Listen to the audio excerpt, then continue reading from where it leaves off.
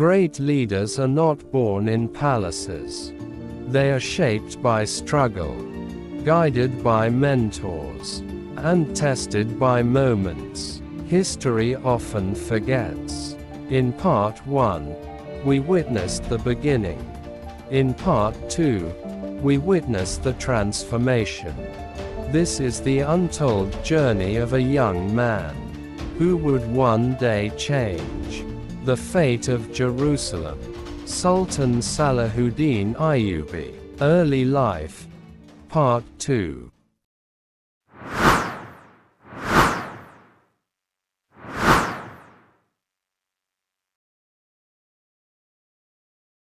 Joseph was 16 now, old enough to understand the causes and consequences of the events around him. He had seen the siege of the Franks at 10, and now he watched the Zangid forces lay siege to Damascus. But Joseph had no desire for war or conflict.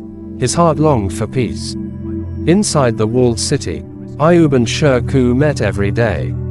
Their negotiations lasted 6 tense days, while the citizens lived in fear and uncertainty. Taming the fierce and passionate Shirkuh was no easy task. He was a man of the sword.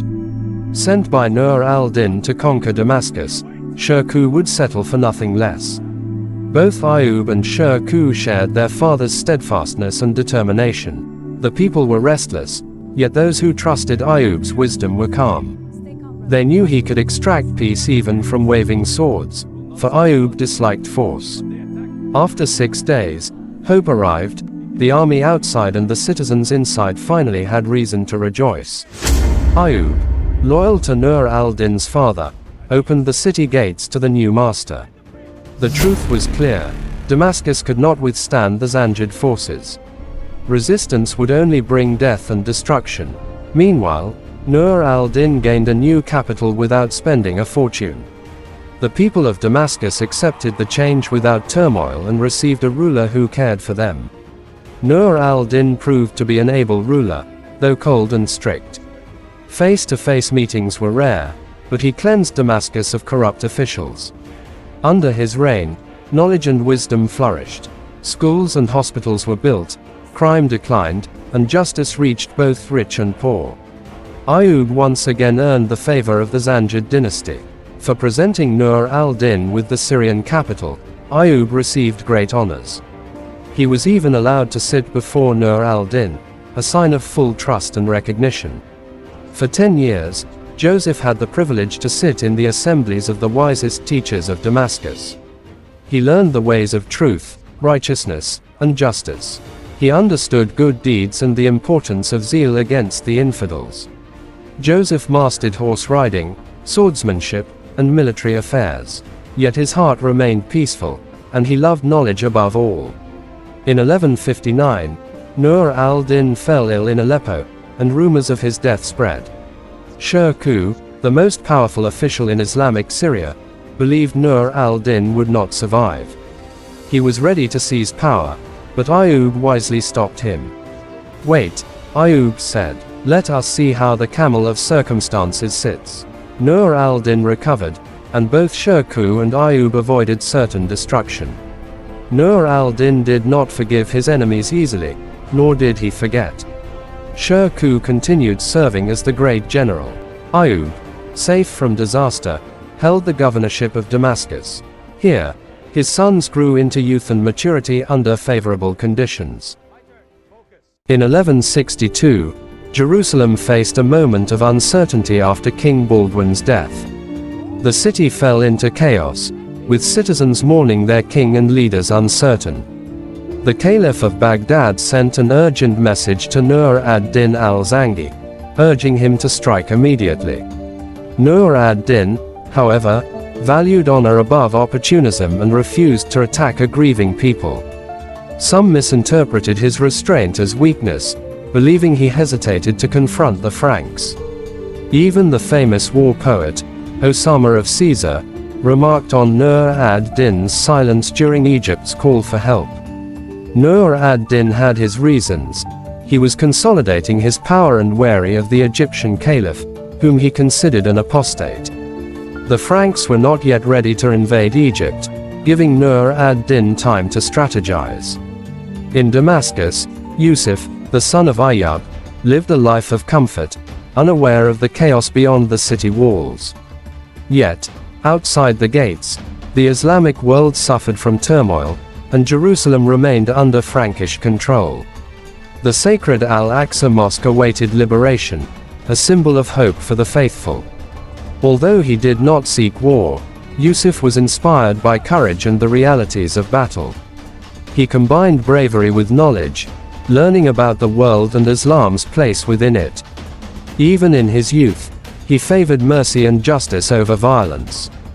Unlike some of his contemporaries, he avoided unnecessary destruction, choosing wisdom over rashness. Ayyub hoped his son would lead a peaceful life, away from war and politics. But his uncle, Shirkuh, believed Yusuf needed to face the realities of the world. The turning point came when reports reached Damascus. The Franks of Jerusalem were preparing to attack Egypt. For Nur ad-Din, aiding Egypt was both an opportunity and a risk. The Franks already occupied Ascalon, threatening Syrian trade and regional stability. Shirkuh urged immediate action, fearing Egypt's fall would strengthen the Franks. Yet Nur ad-Din hesitated, weighing the risks and rewards of intervention. The Egyptian vizier, Shawah, arrived with urgent news and a plea for assistance. He revealed a plot. His enemies had allied with the Franks, deposed him, and threatened his life. He promised that if restored, he would pay a third of Egypt's income as tribute and form a permanent alliance. Ayyub and Nur ad-Din realized the urgency. Egypt's fate would decide Syria's future. Yusuf watched, learning the weight of leadership and the consequences of war. Amalric I of Jerusalem was advancing, aiming to capture Egypt and expand Frankish power. The decision was critical. Hesitation could endanger the entire region. For Yusuf, this was the moment his life would shift, from privileged youth to future leader. Preparations for war began, with every move carrying the fate of nations. Strategists analyzed every path, every possibility, knowing the stakes were immense. Though reluctant to fight, Yusuf absorbed lessons of courage, discipline, and responsibility. News of alliances, betrayals, and plans spread quickly, shaping every decision. An agreement was reached.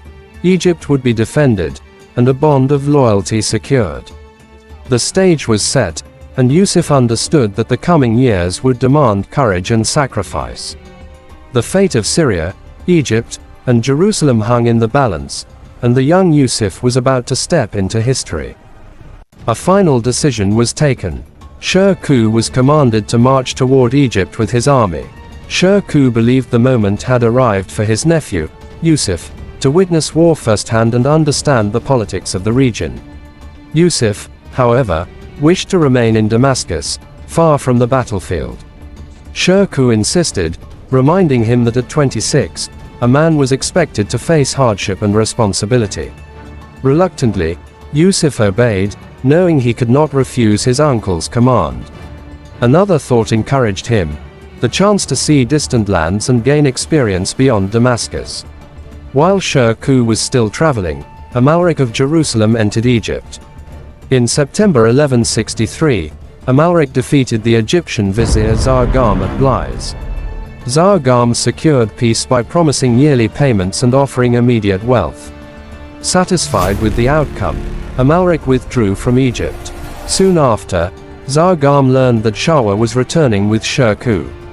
Fearing for his future, he again appealed to Amalric, offering greater tribute and a political alliance. Before the Franks could respond, Shirkuh arrived in Egypt, with Yusuf at his side. The people of Egypt were tired of harsh rule and welcomed Shawah warmly. Shawah refused to pay tribute and opened Cairo to the Syrian army. To pressure Shawah, Shirkuh sent Yusuf with a small force to seize Blies. Shirkuh warned that the city would not be released without payment. Instead of surrendering, Shawah once again sought help from Amalric. This decision placed Egypt between two powerful rivals at the same time. Amalric advanced, and the city of Blize fell into a long and exhausting siege. For Yusuf, alliances shifted rapidly. Yesterday's ally had become today's enemy. The siege lasted 3 months. Food dwindled, and fear spread among the defenders. The threat of betrayal from within added to the danger outside the walls. For the young Yusuf, this was his first true lesson in war and survival. News soon reached the Franks that Nur ad-Din was advancing toward Jerusalem. Amalric chose to lift the siege and proposed peace. Shirkuh agreed to withdraw, promising to return to Syria. Protected by the Franks, Shirkuh departed, though his ambitions remained unchanged. During the siege, Yusuf gained invaluable knowledge, especially about Frankish warfare. Though close in age, Yusuf and Amalric differed greatly, one observant and thoughtful, the other reserved and quiet. Meanwhile, Nur ad-Din achieved victories across the north, weakening Frankish power. The following year, Shirkuh resolved to return to Egypt once more. This time, Yusuf went willingly, no longer hesitant. They reached the Nile without resistance and camped along its banks. Amalric pursued them quickly, but Shirkuh's archers blocked every crossing. For 2 months, the river became a barrier neither side could overcome. What began as hesitation had now become experience, shaping the future leader Yusuf was becoming. The boy who once hesitated was no longer the same. Yusuf ibn Ayyub had now seen war, politics, and the cruelty of power. Not from books, but from the battlefield itself. Every march hardened his resolve. Every decision sharpened his mind. And every loss carved discipline into his soul. The world did not yet know his name. But history had already chosen him. This was not the rise of a general. This was the making of a leader. A man who would one day shake empires. And change the fate of Jerusalem. In Part 3, Yusuf steps into real command. Rivals will rise. Allies will fall. And destiny will test him like never before. The legend of Salahuddin Ayyubi is about to begin. Part 3 is coming.